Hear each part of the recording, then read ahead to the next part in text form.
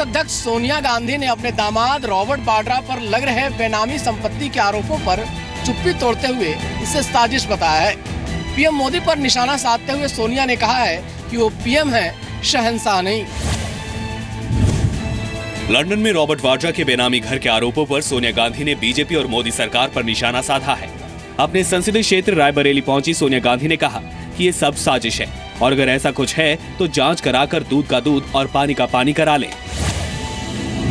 रोज कुछ न कुछ ये लोग बहाना बनाते हैं, गलत इल्जाम लगाते हैं। अगर कुछ ऐसी बात है तो बिना भेदभाव जांच करो, दूध का दूध पानी का पानी। सोनिया ने आरोप लगाया कि बीजेपी कांग्रेस के खिलाफ झूठे आरोप लगाती रही है और सीधा निशाना साधा कि पीएम शहंशाह नहीं है। कभी ऐसा नहीं देखा। प्रधानमंत्री एक प्रधानमंत्री है, शहंशाह नहीं है। वहीं बीजेपी ने इस वार पर पलटवार में देर नहीं लगाई।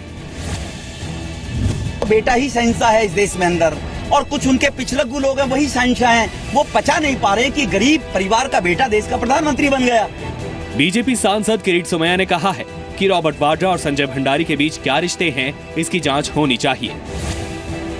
कि भाई आपके क्या संबंध है, क्या इंटरेक्शन आपके, आपके मित्र, परिवार के, और भंडारी हाथ में आना चाहिए।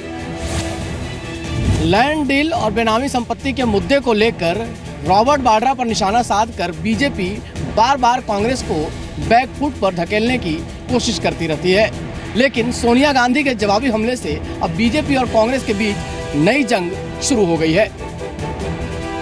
महाराष्ट्र के वर्धा में सेना के सबसे बड़े हथियार डिपो में आग लगने से 2 अधिकारियों सहित 16 जवानों की मौत हुई है। आग की जांच के आदेश दे दिए गए हैं। पीएम सहित कई नेताओं ने इस घटना पर दुख जताया है। पुलगांव के डिपो में बीती रात करीब 1:30 बजे आग लगी, जिसके बाद धमाके हुए। सूत्रों के मुताबिक आग के बाद हथियार डिपो में कई धमाके हुए। आसपास के गांव को खाली करा लिया गया है। आग लगने की जांच के आदेश दे दिए गए हैं। रक्षा मंत्री मनोहर पर्रिकर और सेना प्रमुख ने भी हादसे की जगह का जायजा लिया। जो उसका कारण है वो कारण आर्मी की इंक्वायरी कंप्लीट होने के बाद समझ जाएगा। अभी जहाँ मटेरियल रखा था उसमें एक शेड में हो गया। फायर फाइटिंग के 13 लोग, 2 आर्मी के ऑफिसर और 1 जवान मिलकर 16 लोगों ने अपनी जान कुर्बान कर दी। सरकार भी हालात पर नजर बनाए हुए है। हमें अपनी सेनाओं पर, अपनी फौजों पर गर्व है और कोई भी इस प्रकार की संकट की घड़ी हो, हम अपनी सेनाओं के साथ खड़े हैं। महाराष्ट्र के सीएम देवेंद्र फडणवीस ने भी कहा कि लोगों की सुरक्षा और आग से प्रभावित लोगों के लिए जरूरी इंतजाम किए गए हैं। स्वयं फोर्सेस उसमें मदद कर रहे हैं। पूरी सिचुएशन उन्होंने कंट्रोल में ली है। राज्य शासन की ओर से हमने जिलाधीश को ये कहा है कि वो स्वयं उसमें ध्यान दे, वो ध्यान दे रहे हैं। पीएम नरेंद्र मोदी और कांग्रेस अध्यक्ष सोनिया गांधी समेत कई नेताओं ने हादसे पर दुख जताया है। इस हादसे में घायल जवानों का अस्पताल में इलाज जारी है, लेकिन इनमें से कुछ की हालत गंभीर बनी हुई है। विदेश मंत्री सुषमा स्वराज ने आज अफ्रीकी छात्रों के प्रतिनिधिमंडल से दिल्ली में मुलाकात की। सुषमा स्वराज ने साफ किया कि कांगो के छात्र ओलिवर की हत्या नस्लीय हमला नहीं थी। विदेश मंत्री सुषमा स्वराज ने अफ्रीकी छात्रों के प्रतिनिधिमंडल से मुलाकात कर उन्हें सुरक्षा का भरोसा दिलाया। सुषमा स्वराज ने साथ ही उन्हें ये समझाने की कोशिश भी की कि कांगो के छात्र ओलिवर की हत्या बड़ा मामला है, लेकिन ये नस्लीय हमला नहीं है। ये घटना बहुत ही बड़ी है, इतना बड़ा हादसा है, लेकिन तो भी ये रेशियल डिस्क्रिमिनेशन का मामला नहीं है। विदेश मंत्री ने मुलाकात करने आए अफ्रीकी छात्रों से ये भी कहा कि ओलिवर की हत्या भारत के लिए भी दुर्भाग्यपूर्ण ही नहीं बल्कि दर्दनाक है। उन्होंने कहा कि एक मां होने के नाते वो ओलिवर के माता पिता का दर्द समझ सकती हैं। विदेश मंत्री के मुताबिक ओलिवर की हत्या की सीसीटीवी फुटेज में साफ दिख रहा है कि जो भारतीय नागरिक घटना के वक्त उस जगह पर मौजूद थे, उन्होंने ओलिवर को बचाने की कोशिश की थी। विदेश मंत्री इससे पहले ओलिवर की हत्या के मामले में स्पीडी ट्रायल का भरोसा दिला चुकी हैं। अगले साल होने वाले यूपी विधानसभा चुनाव से पहले बीजेपी अध्यक्ष अमित शाह ने दलित कार्ड खेला है। शाह ने आज वाराणसी में एक दलित परिवार के साथ जमीन पर बैठकर खाना खाया।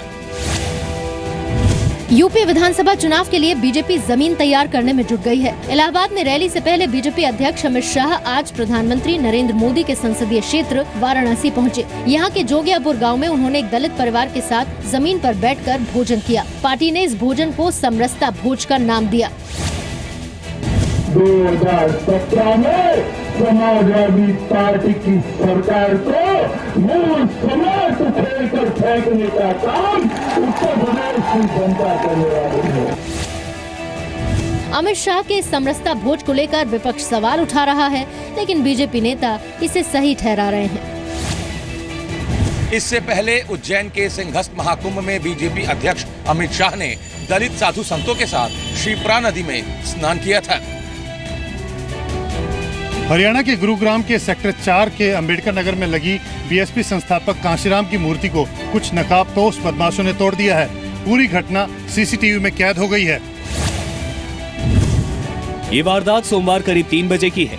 वीडियो में आप देख सकते हैं कि कांशीराम की मूर्ति के पास ही बाबा साहेब भीमराव अंबेडकर और गौतम बुद्ध की भी मूर्ति लगी हुई है, लेकिन बदमाशों ने सिर्फ कांशीराम की मूर्ति को ही निशाना बनाया और हथौड़े से तोड़ दिया। बाद में सभी बदमाश आराम से फरार हो गए। बताया ये जा रहा है कि कुछ लोगों ने कांशीराम की मूर्ति के लगाए जाने का विरोध किया था और इसकी शिकायत गुरुग्राम प्रशासन से भी की गई थी।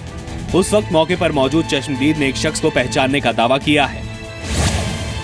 4 लड़के आए, अंदर घुसे और मूर्ति को तोड़ दिया और बाहर भी खड़े थे। वहीं अंबेडकर सभा के लोग मूर्ति तोड़े जाने के लिए अपने ही सभा के पूर्व अध्यक्ष पर आरोप लगा रहे हैं और हमें पूरा शक है कि इसमें जो है ना ज्योतिवाल ने ही ये सारे काम करे हैं। बीजेपी सांसद उदित राज ने मूर्ति तोड़े जाने की घटना की निंदा की है। वहीं कांग्रेस ने इसे दलित विरोधी मानसिकता का प्रतीक बताया है। किसी की भी मूर्ति को तोड़ना गलत बात है, विध्वंसक प्रवृत्ति है और इसको किसी को समर्थन नहीं देना चाहिए। पिछले 2 महीने से इस मूर्ति को लेकर विवाद था। ऐसे में अंबेडकर समाज के लोगों को शक है कि उन्हीं लोगों के इशारे पर इस मूर्ति को तोड़ा गया है। डॉक्टर सुभाष चंद्रा ने राज्यसभा के लिए निर्दलीय उम्मीदवार के तौर पर पर्चा दाखिल किया है। डॉक्टर चंद्रा को बीजेपी समेत कई पार्टियों का समर्थन हासिल है। डॉक्टर सुभाष चंद्रा ने आज हरियाणा से राज्यसभा चुनाव के लिए चंडीगढ़ में हरियाणा विधानसभा भवन में अपना नामांकन दाखिल किया। वो निर्दलीय उम्मीदवार के तौर पर चुनाव मैदान में उतरे हैं।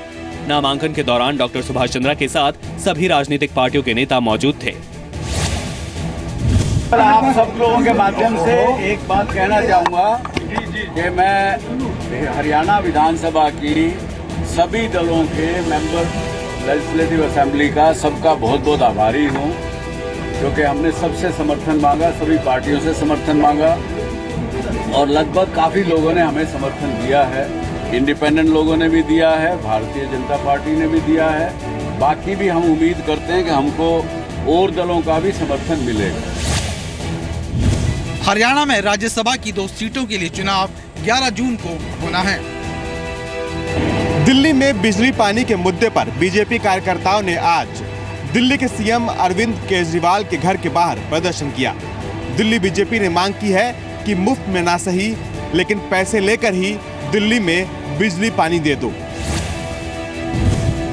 दिल्ली में लगातार बढ़ रही बिजली कटौती और पानी की किल्लत के खिलाफ बीजेपी सड़क पर उतर आई है। बीजेपी कार्यकर्ताओं ने दिल्ली के सीएम अरविंद केजरीवाल के घर के बाहर विरोध प्रदर्शन किया।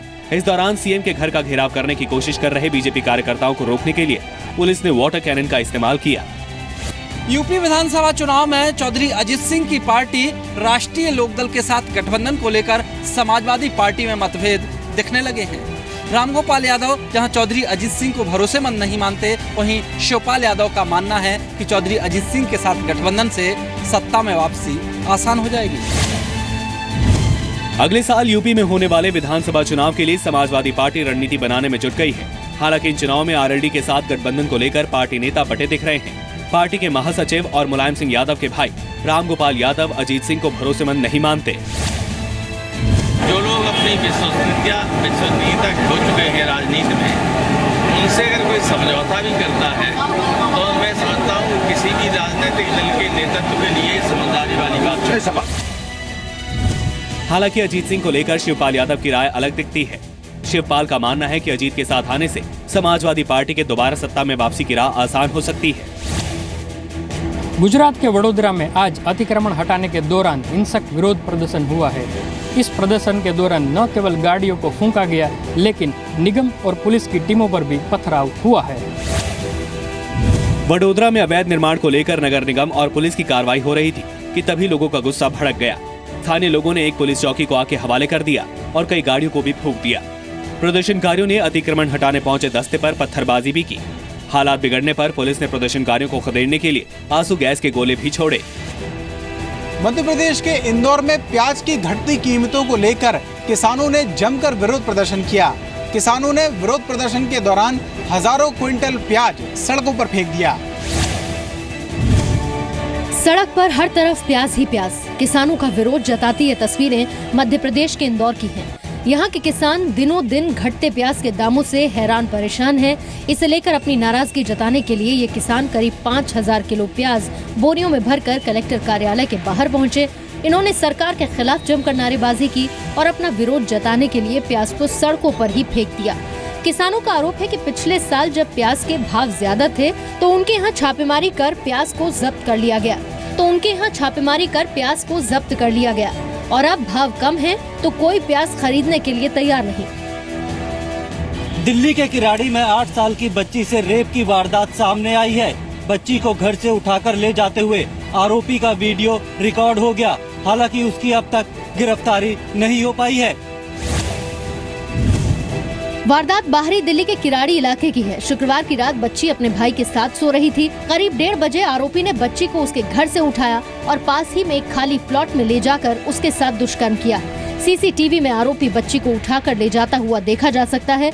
बच्ची शोर न मचाए इसके लिए आरोपी ने उसका मुंह दबा रखा है। अगली सुबह जब बच्ची घर लौटी तो वारदात का पता चला। पुलिस ने सीसीटीवी वीडियो के आधार पर आरोपी की पहचान सूरज उर्फ मोन्टू नाम के लड़के के रूप में की है। दिल्ली पुलिस ने एक ऐसे शख्स को गिरफ्तार किया है जो दूसरे लोगों की गाड़ियों और बाइक में आग लगा दिया करता था। दिल्ली पुलिस को लंबे समय से इसकी तलाश थी। तस्वीरें दक्षिणी पश्चिमी दिल्ली के कापसहेड़ा गांव की हैं। एक शख्स एक घर के बाहर पहुंचा, गेट से हाथ अंदर डालकर अपने बाइक की पेट्रोल वाली पाइप खोल दी। थोड़ी ही देर बाद जब पेट्रोल निकलकर बाहर फैल गया तो उसने माचिस जलाकर आग लगा दी। इस वारदात में 3 बाइक्स और 3 स्कूटी जलकर खाक हो गई थी। पुलिस ने सीसीटीवी फुटेज के आधार पर एक शख्स को गिरफ्तार किया है जिसका नाम सुनील किशोर उर्फ नंदू है।